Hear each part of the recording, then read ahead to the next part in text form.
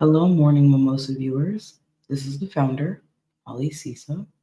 And as you guys know, Morning Mimosas values criminal justice, healing, and educating the Black and minority communities. So today, we're going to focus on a case that I hope to get solved once I become a detective, the case of Rodney Tate. Rodney Tate was a young man who was living his life here in Denver, Colorado.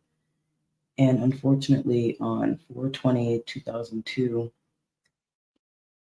he was riding along on MLK Boulevard in an SUV belonging to his friend, Thomas Abram.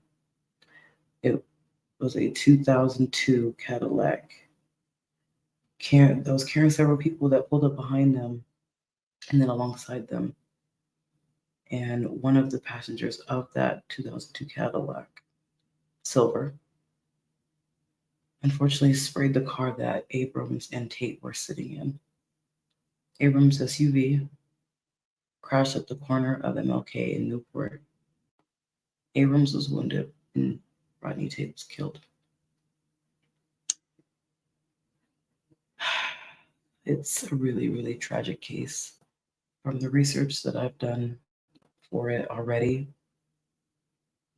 Rodney and Thomas were at the McDonald's over there on Bruce Randolph and Colorado Boulevard is where they initially met contact with that 2002 silver Cadillac. And as you guys heard me say, they were being followed for whatever reason, probably hatred, right? And then unfortunately, both men were shot and Mr. Tate lost his life. Because it'll be 22 years this coming April. And his family has no idea what happened to him. Quite sad, honestly, because he deserved his life. He was, like I said, he was very young. He was 20 when he passed. So he literally had the rest of his life. And what happened to him was quite sad, especially because he had the rest of his life, and then his killers obviously messed up theirs. Rodney Tate was born to Miss Carolyn and Rodney Tate Sr. That is when I say to the Tates, you guys have Morning Mimosa's full support in one mission and one mission only, and that's to get your son justice, because he deserves that. It is very sad what happened to him. He did not deserve that. He was living his life, and someone didn't care. And to Mr. Abram, who was also shot that day, I hope you're doing well all these years later. I know that was a very, very difficult thing for you to have to endure, losing your friend in that manner. And I want to say to the killers of Rodney Tate, granted, it's been almost 22 years, but I hope that your conscience eats at you every day, because that young man didn't deserve that, and his family didn't deserve that. You guys deserve to be prosecuted to the fullest extent of the law. I mean, or if street justice gets you, I really don't care, because I don't care for killers. I just want justice to be done for the families. So whatever happens to you kind of just needs to happen to you, especially because, yes, it'll be 22 years on April 20th. So just imagine how the Tate family has felt, his sisters, aunties, uncles, because I believe he had left his uncle's house a little bit before he was shot. I'm going to let you guys listen to a clip. It is about 4.5 minutes long. It is courtesy of the Denver Police Department.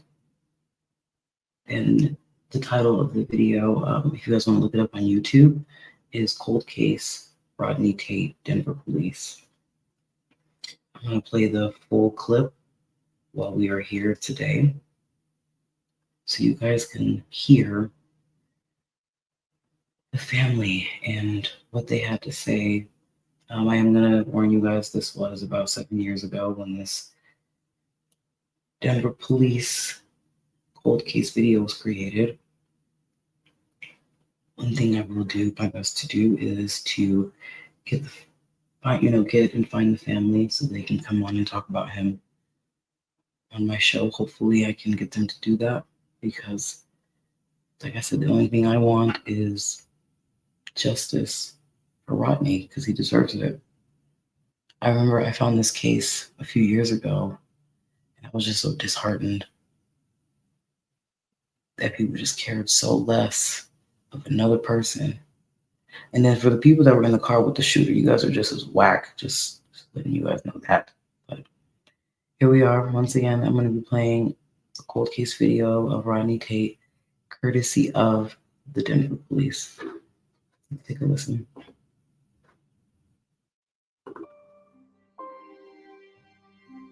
This concerns Denver Police case number 2002-18178, the cold case homicide that happened on April 20th of 2002, and the victim being a Rodney Tate.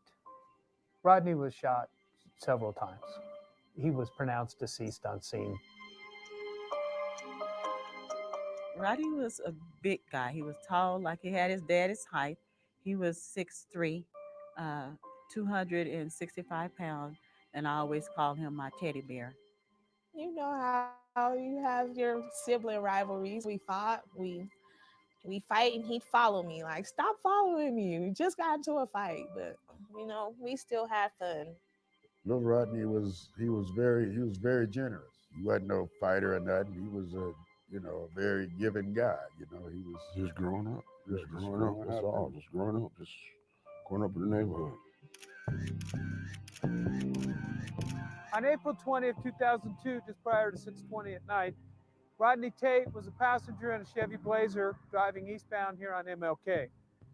At approximately Niagara, the suspect vehicle pulls up alongside the victim's car and begins firing shots into the victim's car.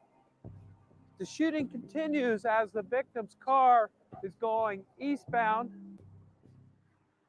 The victim's car takes a left turn in between this tree and the evergreen, cutting northbound. It's going to cut across MLK to the second house here on the left. This is where the first 911 call comes in of the shooting, and where responding officers and paramedics find the victim deceased in the car and the other victim of the shooting. He had just left my house on that particular day. That is the uncle speaking. See you later, nephew, and just another typical, goodbyes, At 5:30, I got a call, and she told me Rodney's been shot. And I couldn't believe it. I was like, well, it can't be. He just pulled out my alley. I don't even think I put shoes on. We were out of there so fast. When I got there and I saw the yellow tape, I knew when I saw the yellow tape, someone's life had been taken. And I was hoping that it wasn't Rodney's life. And as it continued on throughout the night, come to find out that it was Rodney's life that had gotten taken. He was still sitting in the truck when I got there. When I went to go up to the truck, they wouldn't let me go up to the truck.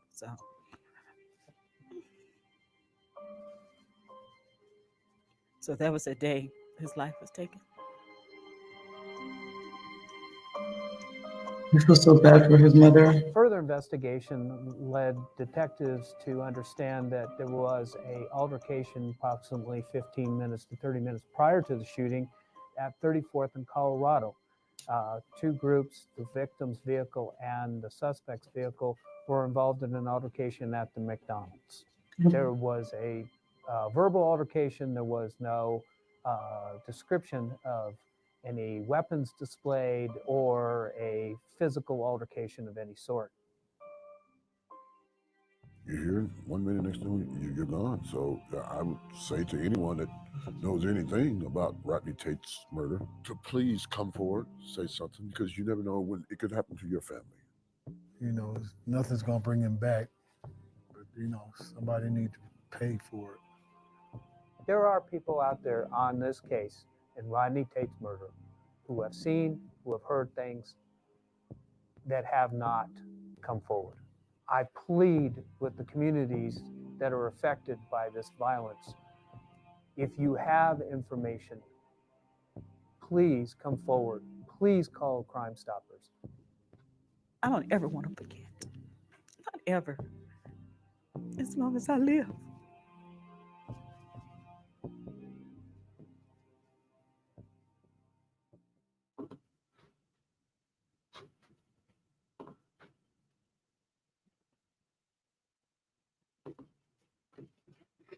Truly heartbreaking to hear his mother, Miss Caroline, his father, Rodney Sr., his uncle, Uncle Bruce, and then his sister, Miss Erica, speak on him. As you guys heard, this case is cold. Let's not make it colder than what it is. You guys heard the families. You heard what they said. It's time to get justice. It's time to get justice for him. It's been too long. It's been too long, ladies and gentlemen. He deserves justice because, like I said, he was 20. He just left his uncle's house. He had the rest of his life. And some cowardly, ignorant, I'm going to say it, niggas, took his life and never paid the consequences for it. So I'm going to say this to y'all.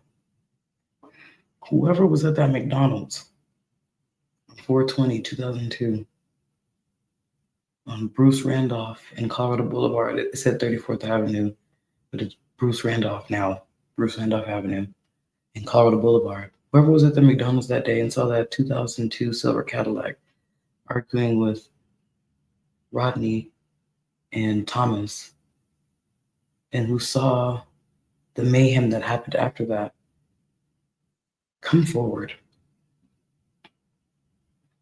It's time to come forward. The young man went to the grave unnecessarily. No fault of his own.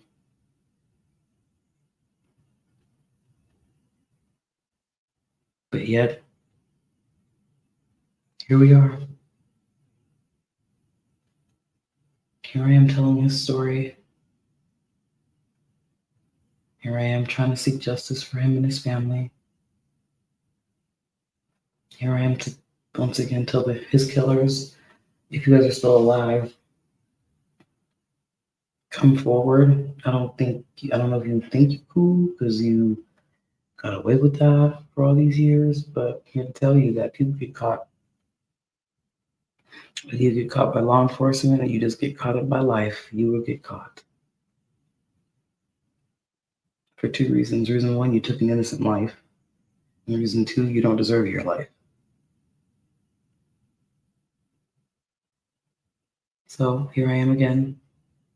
If you know anything about the murder of Rodney Tate that took place on April 20th, 2002, at the intersection of MLK Boulevard and Newport Street in Denver, Colorado. come forward. If you know any information on the 2002 silver Cadillac that had involvement, come forward. Call Crime Stoppers at 720-913-7867. Once again, call Crime Stoppers at 720-913-7867. I hope you know you can be anonymous. So don't be a pussy. Come forward. The Tate family deserve that. They deserve the truth. They deserve to know what happened to their loved one. You had no right to take Rodney's life. So you have to pay with yours. Rest in peace, Rodney Tate. We will get you justice soon. Hey guys, this is Morning Mimosas, where we value human life, criminal justice, healing, and education for the Black and minority communities. Until next time.